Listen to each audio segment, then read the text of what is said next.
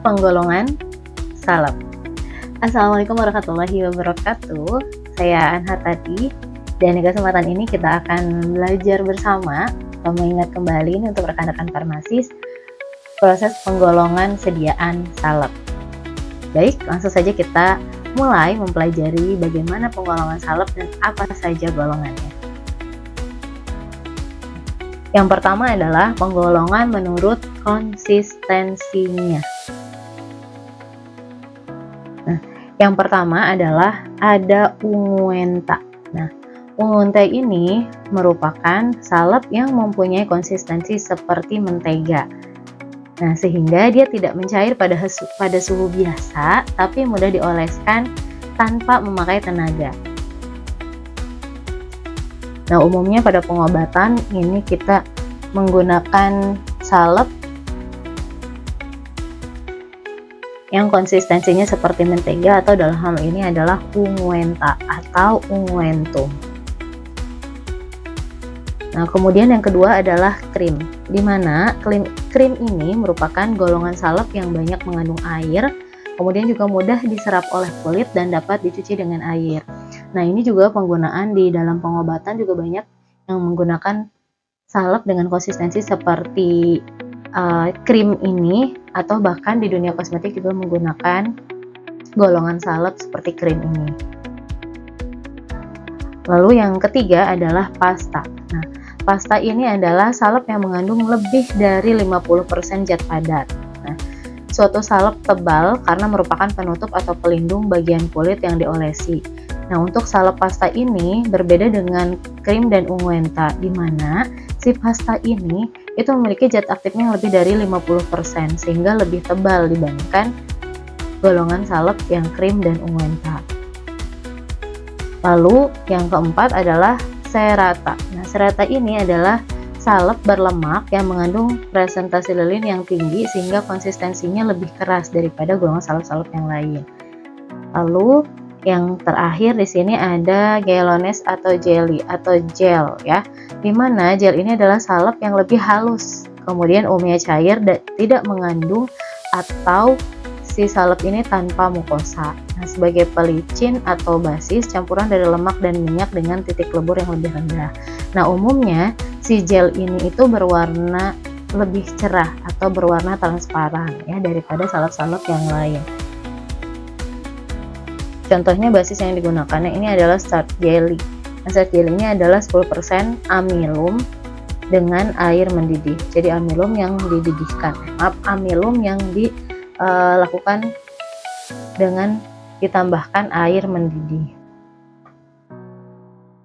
Kemudian berikutnya ada lagi penggolongan salep menurut sifat farmakologi atau berdasarkan terapeutik dan penetrasinya. Nah, ini dilihat berdasarkan fungsinya atau sifat farmakologinya, atau memang efek yang mau kita inginkan, atau efek yang diinginkan itu berarti efek kesembuhan atau terapeutik. Nah, yang pertama adalah salep epidermis, atau salep epidermis itu epidermic ointment atau juga disebut sebagai salep penutup. Nah, di mana salah satu manfaat dari salep epidermis ini adalah melindungi kulit dan menghasilkan efek lokal, kemudian tidak diabsorpsi, kadang-kadang ditambahkan antiseptik dan astringensia untuk meredakan rangsangan atau anestetik lokal. Nah, pada salep epidermis ini ditambahkan tadi dengan antiseptik dan astringensia ya, sehingga bisa membunuh bakteri tanpa dia menimbulkan rasa panas. Nah, kemudian pada salep epidermis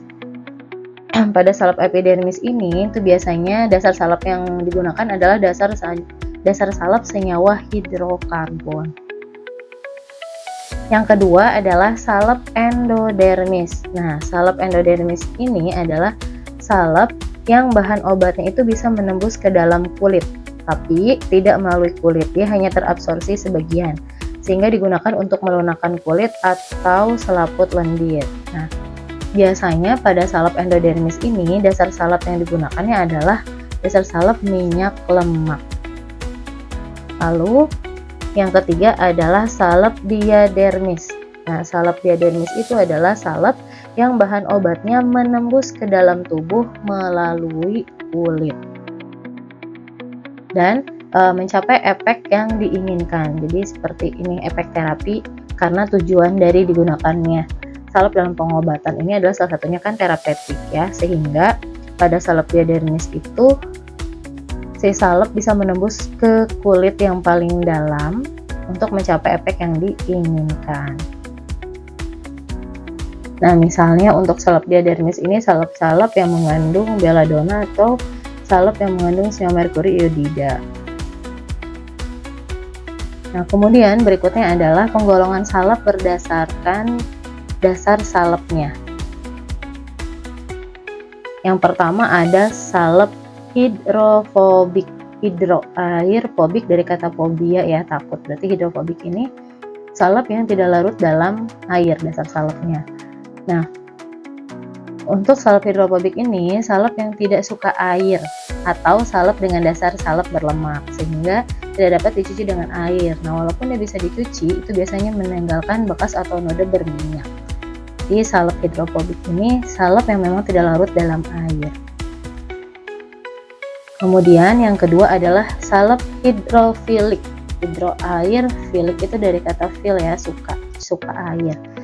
Atau salep yang suka air atau kuat menarik air, sehingga salep-salep jenis hidrofilik ini itu lebih cepat dibilas dengan air, lebih mudah menyerap, terus nanti pada proses membersihkannya itu tidak kesulitan.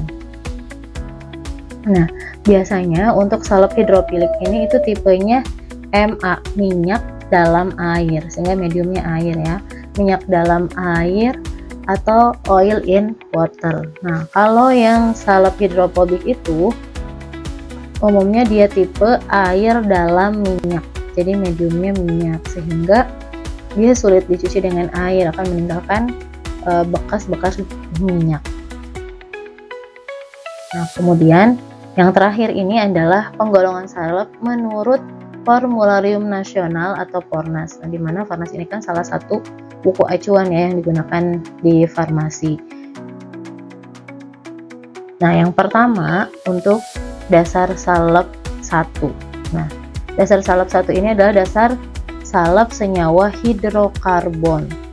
Kemudian yang kedua adalah dasar salep 2 atau dasar salep serat nih, yang mudah diserap dan dapat dicuci dengan air dengan mudah.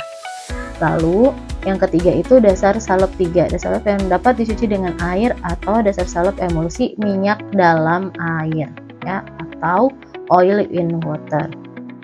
Nah, yang keempat ini adalah dasar salep yang dapat larut dalam air. Jadi ada 4 dasar salep menurut Formularium. Nah, ini bisa kita pilih dasar salep mana yang nanti akan kita gunakan dalam proses pembuatan salep yang kita inginkan. Nah, sekian dan terima kasih banyak atas perhatiannya. Semoga apa yang kita pelajari hari ini itu bisa memberikan manfaat, juga bisa membuka ingatan teman-teman kembali yang berkaitan dengan penggolongan salep. Baik itu tadi penggolongannya menurut konsistensinya, ada pigmenta, krim, pasta, serata, dan gel. Atau juga penggolongan salep berdasarkan farmakologi atau terapeutiknya, ada salep epidermis, endodermis, dan diadermis. Kemudian juga penggolongan salep itu berdasarkan dasar salepnya, ada salep hidrofobik dan hidrofilik. Dan tadi yang terakhir itu ada penggolongan salep berdasarkan Fornas. Ada dasar salep 1, 2, 3, dan 4. Nah, ini buku yang saya gunakan adalah buku ilmu resep karya Dr. Andes Haji A. Samsuni, di mana materi yang hari ini kita bahas ini berasal dari buku ilmu resep ini. Sekali lagi terima kasih banyak dan mohon maaf jika ada kekeliruan. Terima kasih. Assalamualaikum warahmatullahi wabarakatuh.